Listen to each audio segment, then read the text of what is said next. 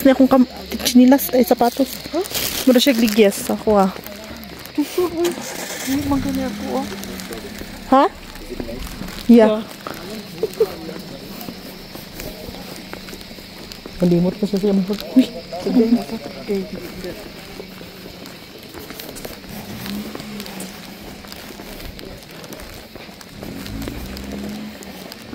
Yes, okay, very good. Naglisod siya do. Gusto ni kani limang kalipay ralo. Ano?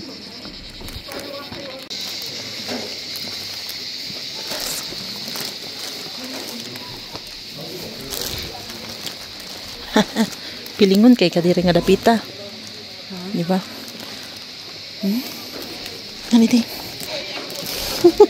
Nangabot diri way bit-bit.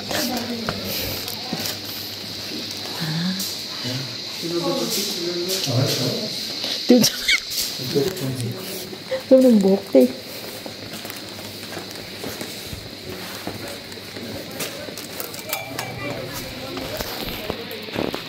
There you are, nandito na kami at pababa na kami sa aming room. And guess what guys, malamig siya, lalo na daw pag gabi, bababa talaga yung temperature, nasa mga 18 degrees.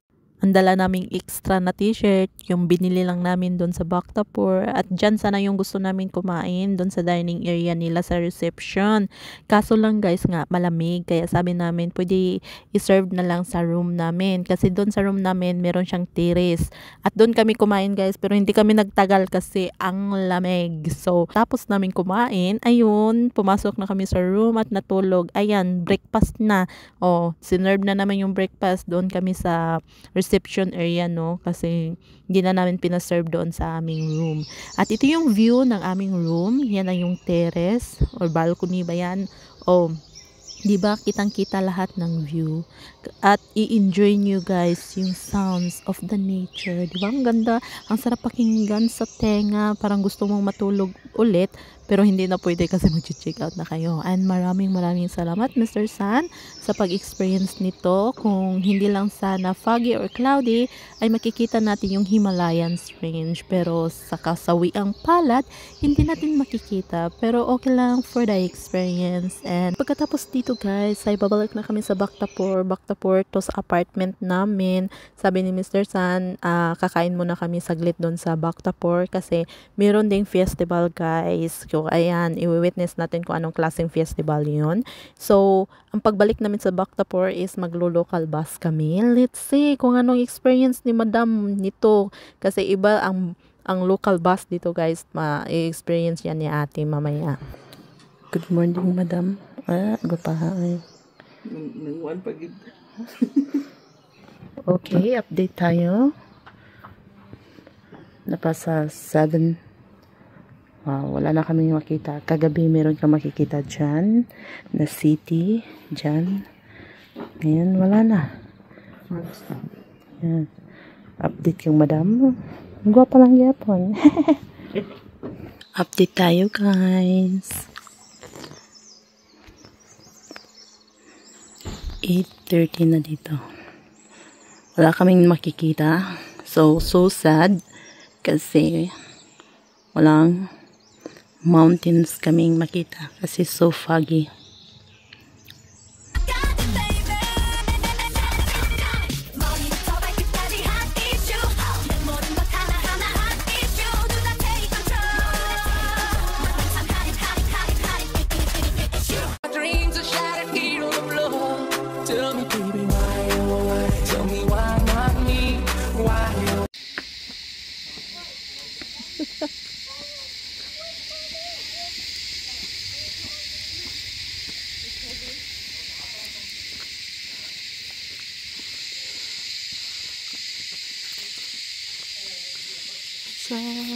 The view is here.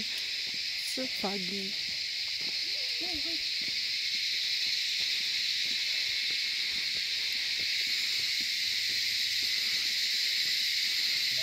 Hi guys. Ang imo madungog nga sounds guys isa bagangis.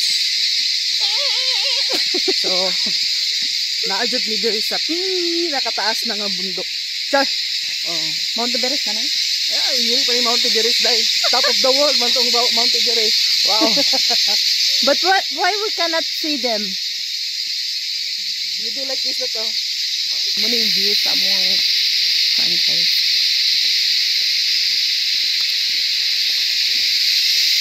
Wow. It sounds like scary there, dili look. Pero hadlock siya nga, unsa ba? Oh. Ay gago, abi na kong muna ni. Sumuka oy. Kana guys, kanang hotel. Unsa na siya? Hotel Mystic Mountain. Oo. Hadlock na diya guys. Hadlock. Pinakamahal. Pinakamahal dahil na. Diba? Sige lang sunod kay okay naman po. Sa diri nga lugar is very kuha naman siya nice place. Sunod yata oh. Hotel Country. Ano yan? Oh. Namis Baguio guys. Baguio na siya. Bagyo na lang. I think here is more better than to Baguio. Yeah. Nag-video ko tapos Naglibak ka. nalibak ko sa ato ang kaugalingong. Naglandslide din oh. Hey guys, army kuan daw na diha guys. Pasimple lang ka kay bawal daw magkuwag picture or video. Sabi ni Mr. Son. We are walking. Hindi ba naman mga army dito guys? Sorry na. Ganina rin na si kuya dito. Dito pa na sa kuan hotel na to. Nice kay diri ay.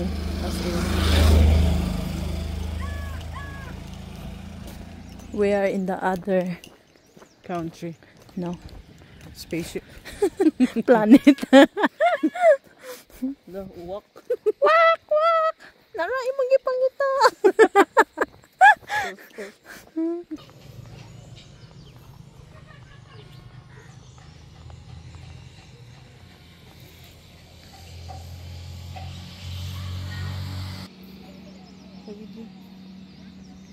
Ay, nanay kahoy. Ay, kahoy. Pusti de.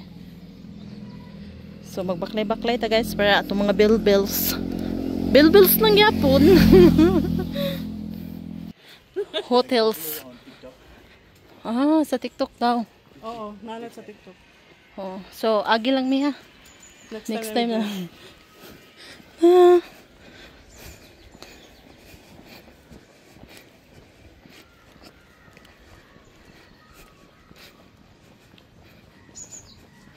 Malapit nyo na talagang makita guys na sasakay ng local bus si ate.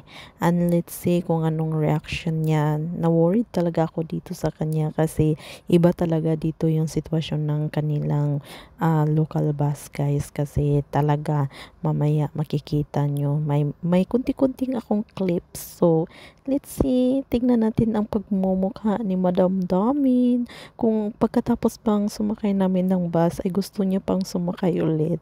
Pero enjoy naman siya guys. Pero minsan lang nakakainis. Pero sige lang.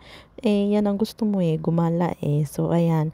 Pa-picture-picture muna kami dyan. Kasi hindi na kami naka-video. Kasi nga, wala nga sana sa plano. Pero, nasa plano na din yung mag-picture-picture. O, sige. Enjoy nyo muna yan. Guys, ha. Ayan. Maganda si Madam dito. Ayan. So, are you ready, Madam? Madam, sumakay na.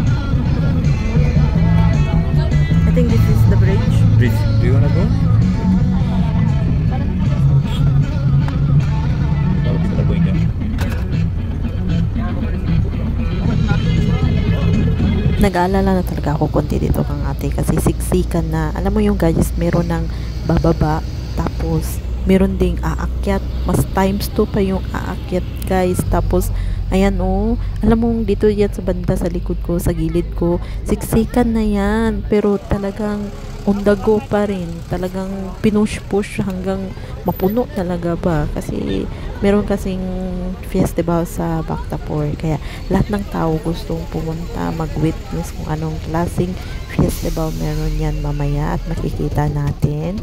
So, let's say kung anong masasabi ni Madam Damin, no? Sa kanyang experience sa local bus dito sa Nepal. So, mamaya tatanungin natin siya kung anong masasabi niya. So, enjoy the view, guys!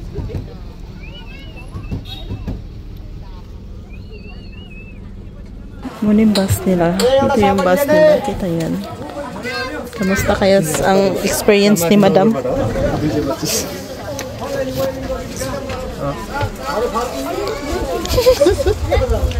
Kamusta ang experience? Joker kayo.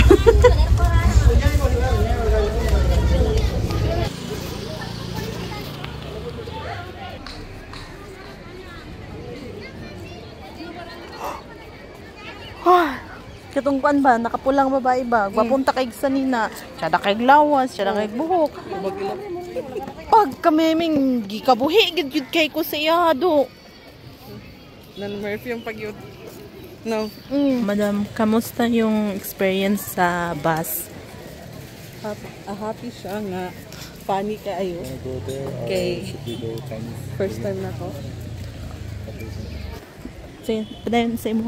Padayon sa experience sa local bus. It's funny. First time na ko nagsakay bus nga puno kaayo. Oh, gabi no, salmon kung salmon dyan. Oh, as in kumahimok sa bakon ang mga tao. As in mo paging gilingkuran huot kaayo. Ara gud ko nagamay nagamay gud ka katan-awon dito sa imong kuan gud lingkuranan. Oh. Kinahanglan gud giana gid may imong lawas kay tawo just color. Yang uban pag mine ba nga natungtong na ilahang bag sa imuha. Oo, din ang tigulang gakuan na dress ako ang abaga. Mo gani.